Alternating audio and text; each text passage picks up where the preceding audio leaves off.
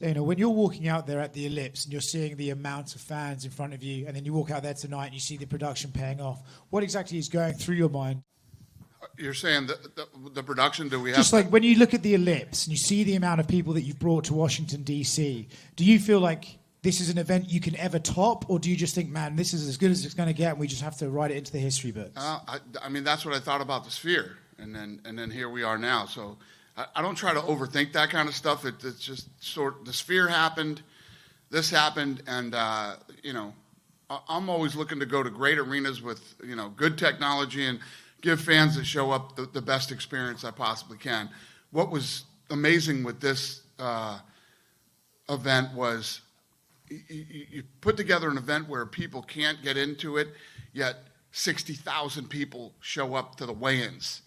And, you know, and then, you know, like I said, almost 200,000 people over 2 days to stand in the grass and watch it on screens. And, you know, it's incredible. It was an amazing experience. This was a one-of-one that will never happen again. And for all of us that were involved, from the fighters to my staff to the media to, you know, their families and everybody, it's just, this is was a unique, cool experience. You don't think there's a chance the president says, that was good, let's do it again next year?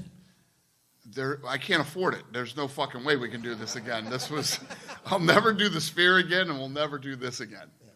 You obviously, look, no fights getting announced tonight, but Arman Sarukian was meant to be the backup for the main event, and then eventually he was not the backup. Does that hurt his chances of fighting for a title? What's the question? You know, if you look at what we pulled off tonight, and I mean, just the security issues that we had, and you know, working with the White House staff and Secret Service, and everybody was incredible. So, yeah. I mean, when you look at, you know, how smoothly everybody got in tonight, I don't know how it was for you guys, but they did such a great job getting everybody in there and making sure that, you know, it was safe. It was very well executed between my staff and the Secret Service. So I got to thank the White House, obviously the president, and his entire team.